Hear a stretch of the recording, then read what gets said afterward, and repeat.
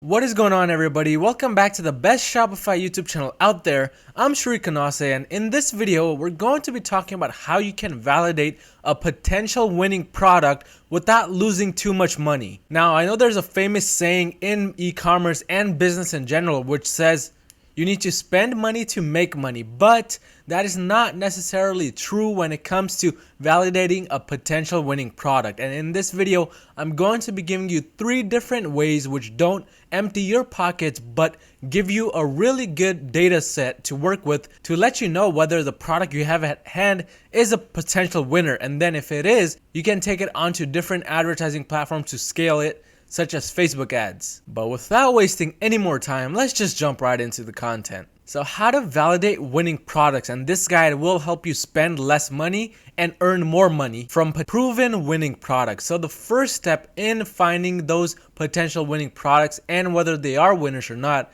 is to utilize Instagram influencers. Now, I know there's been a lot of people saying that, oh, Instagram influencers are dead, they aren't working. Some people even say dropshipping is dead, which I'm pretty sure you know is false. But I've had a lot of experience with Instagram influencers. I began my whole Shopify career off of influencers, and I can't tell you how good they are when it comes to validating a product. And Instagram influencers work just as good as they used to previously, but there are a few specific guidelines which you need to follow. And these are guidelines which I've found from my own experience after spending tons and tons of money. But the first guideline is that the influencer needs to be at least 150,000 followers or above that. That usually gives you a really solid amount of audience to work with, and it tells you right off the bat whether the product you have at hand is of any good or not. Anything below 150,000 followers and you may not get as accurate data as you would with those with over 150,000 followers. So whenever I'm advertising on influencer pages, I always make sure to have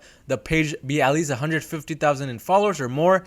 And once I confirm that it is that size, I want the engagement rate of that page to be 2% of more. If you're asking how you calculate engagement rate and where you look that up, go ahead and click the link on the top right above my head, which is a full-on guide for Instagram influencers. But just giving you a little bit preview into the tool that we use, it is called flanx.com. This is the tool that we use to measure the engagement rate of each page. All you have to do is simply type in the Instagram handle of the specific page and it'll show you an important stat, which is the engagement rate. On the right, if we look at a few searches that I did previously, we can see that these specific Instagram pages have varying sorts of Instagram engagement rates. Kim Kardashian has an engagement rate of 1.57%, which is not that great. Kylie Jenner has an engagement rate of 4.38%. So you clearly know who is more popular and who has a better engaged audience. On the other hand, Logan Paul over here has an engagement rate of 6.22%. Only God knows why. But this number clearly gives you an idea of what you should be looking out for and what kind of results you should be expecting.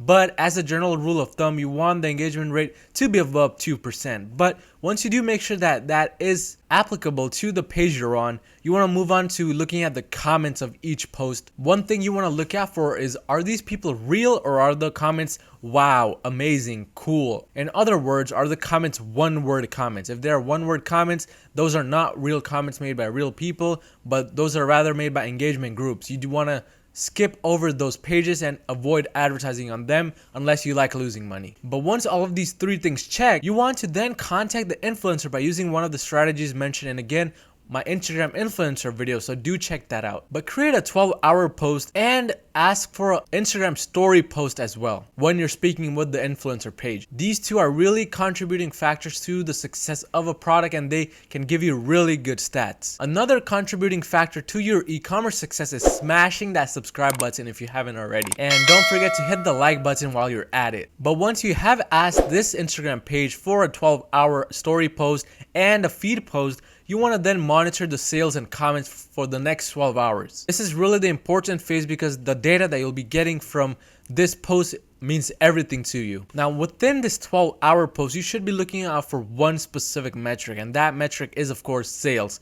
If you get more than 4 sales, about 3 to 4 sales or more in this 12-hour time period, congratulations, you're onto something. This just lets you know that the product you have at hand is a potential winning product. But a disclaimer, just because it sells well on Instagram influencer pages does not mean it will do well with Facebook ads. Just getting 4 or more sales lets you know that, okay, people are kind of interested in this product. You're getting sales to prove that as well. And when you do get 3 to 4 sales or more on the specific page, it is time to start testing more pages in that specific product's niche. And to get any sort of reliable data, it is always important that you stick to the niche of the product and don't deviate away from it. Meaning, if you're selling dog products, don't go on cat niche pages to advertise the product. But if you got less than 4 sales but more than 0 sales, meaning you got at least 1 sale, 2 sale, 3 sale, etc., then that does not mean that the product is not a winning product. It just means that that page wasn't able to clearly give you all the data you needed. And in this case, it may be worth trying it on a different page, but in some cases it is worth skipping if you only got like 1 sale and that was not even profitable. So let's compare testing products on Instagram influencers to testing products on Facebook ads. A normal 150,000 follower page on Instagram usually charges about $25 to $50 maximum for a 12-hour story and feed post. Whereas on the other hand, with Facebook ads, you'll easily spend up to $70, $80, even in some cases up to $100 testing a product. So clearly, Instagram influencers is a good way to test products and find potential winners before going all in with Facebook ads. I know there's a big hype around Facebook ads, but trust me, there are better ways to test your products and invest your money than just going all in with Facebook ads, and Instagram influencers is still one of the best ways. But if you didn't get the required 3 to 4 sales basically on that specific product, it may be time to change the ad copy as well when you do try advertising on different pages. But this is one way to validate those potential 6-winner products through Instagram influencer use. Make sure to always follow the guidelines laid out here. Otherwise, you're going to get results which you may think contribute to the metrics mentioned here, but in reality, they do not add up and they're not signaling that the product is a winner. But the second way to validate a potential winning product is to use Google Trends. Now, this is an even better option to validate products compared to Instagram influencers in some cases, because the one main reason is Google Trends is absolutely free to use and anybody can use it. But the downside is that if a product is only pretty new and not really searched on Google, you're not going to get accurate data. So the product needs to be getting some kind of searches on Google for Google Trends to show you anything. But on Google Trends, you want to take a note of the overall trend. Is it trending upwards or is it trending downwards in mostly the past 12 months?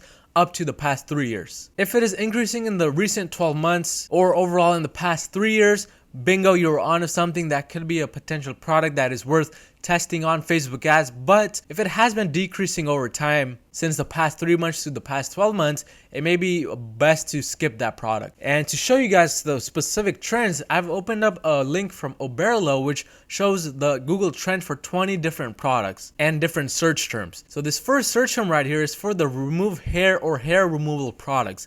As you can see, since 2004 to the current year, this trend has just been increasing over time. And this lets you know that, okay, this specific niche does have a demand, and that means that you can possibly sell and make a lot of money in this niche. So what I would do in this case is find products on Aliexpress within the hair removal niche and find hair removal or hair Instagram influencer pages and advertise a product on the page. Some other examples include head scarves. So as you can see in the recent months and years, the search term headscarf has gained popularity. Again, a good search term to be targeting and having products for. But looking at such trends really helps you validate whether a product is worth your time or not. And in this case, the 2 examples we looked at, those were definitely specific niches that you can try selling products within and find success with. But in addition to the increase and decrease trends, you want to make sure that there is a decent consistency within the search volume, meaning there are no crazy spikes up and crazy spikes down. And usually the spikes are within trendy products, which trend for a few months or weeks and then fall out. One such example is the fidget spinner.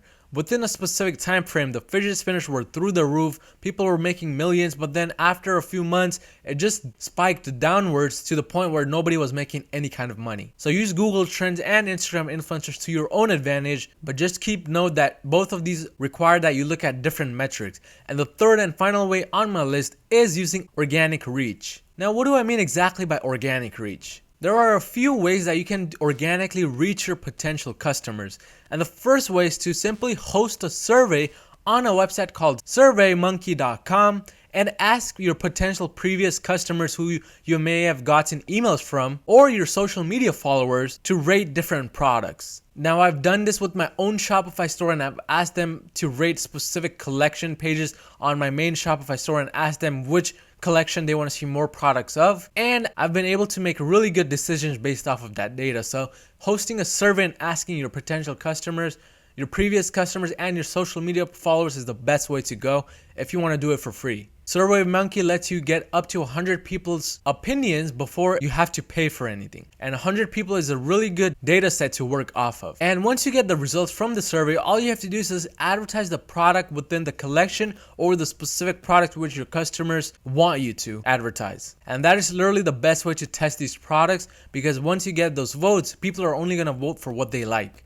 So once you get a majority votes for one product, it is time to test that out. Another way to do that is to simply use Klaviyo or any other email marketing software and email your previous customers or your entire email list with images of different products you just added to your Shopify store and ask them which they like the most. Again, this is something I did for my own Shopify store, and I got a bunch of replies from my customers saying, oh, I like this one, or oh, I don't like that one. And I was able to, again, find winning products based off of that data. So using your previous customers or your social media followers is really a strong way to validate winning products. And the third and final way is asking family members or friends or even people that you know that are within a specific niche for a product. So let's say, for example, you want to sell a fishing pole to the fishing niche, but you also have a bunch of people that you know who do fish themselves.